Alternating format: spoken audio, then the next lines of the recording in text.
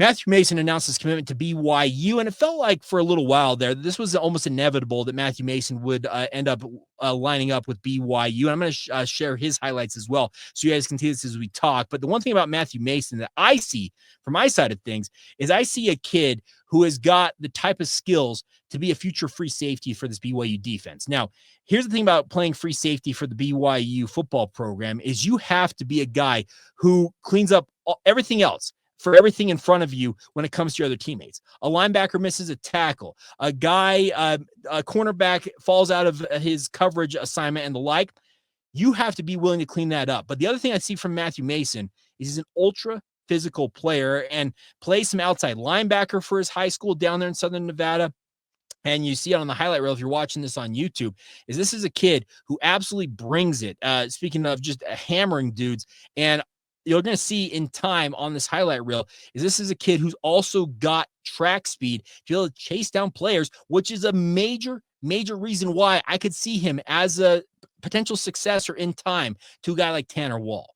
There's a lot of people out there who want to discount what Tanner Wall means to this BYU defense, but I would encourage you guys to go back and watch what Tanner Wall meant to BYU's defense last year, cleaning up some of the mistakes his teammates made. And you are literally, when you're the free safety for the BYU defense, literally the last line of defense for the Cougars, and that's what Jay Hill looks for in guys that he tries to bring into this football program. We talked about Antonio Johnson earlier this week. Antonio Johnson could also be the type of guy who plays free safety in time for BYU, but Matthew Mason, you can already see it on his highlight reel, has got the speed to chase down guys from behind, has the ability to come up and run support and absolutely hammer dudes, and also has the ball skills in the air to make plays.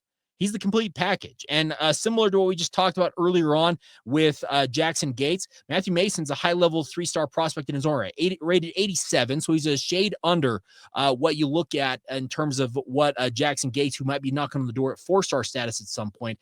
Well, Matthew Mason's not far off from that. And that's the thing about this is we talk often about BYU and 3-star prospects. There's a lot of people who get upset. BYU needs to be recruiting at a higher level. I agree they do.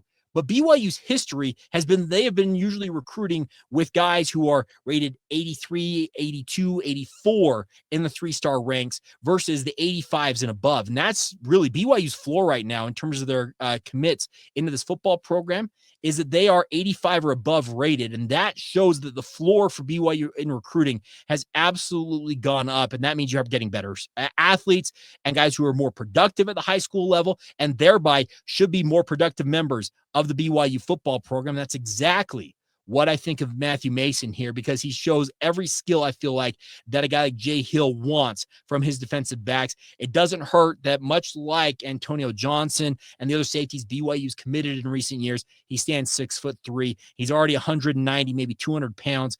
He's got everything you want in terms of size, speed, and length. And that there's an archetype that BYU's chasing for the defensive secondary and what Jay Hill's looking for at safety. And Matthew Mason seems to check every box here. And as I said earlier this week when I talked about Antonio Johnson, if a guy like Jay Hill, who is a proven talent evaluator and also a proven talent developer, sees a guy that he likes and decides to recruit that guy, who am I to disagree with a guy like Jay Hill? His track record suggests that he knows what he is doing. He knows what he's looking for. And more often than not, the guys he brings in to the programs he's coached at, Utah, Weber State, now BYU, they have some pretty darn good success. And I love the fact that he is finding guys everywhere. And Faith Lutheran is a program that's had some pretty good success in Southern Nevada. And I think that the Las Vegas area needs to continue to be a place that BYU gets talent out of at least annually, at least 1 or 2 guys, because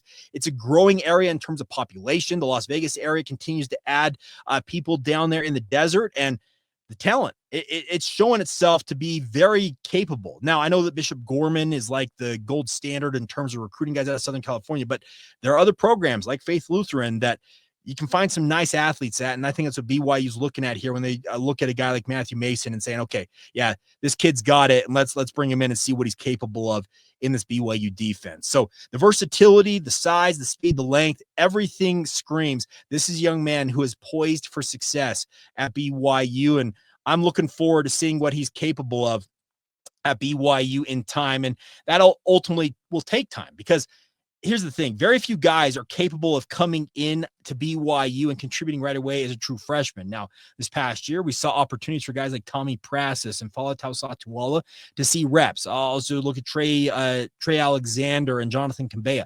If you're good enough, BYU will give you that opportunity to get on the field early on in your career. And with a guy like Tanner Wall set to exit the program after this upcoming season, Matthew Mason probably looks at that and says, hey, I can come in and hopefully make him imprint right away and find some rotation time as a true freshman.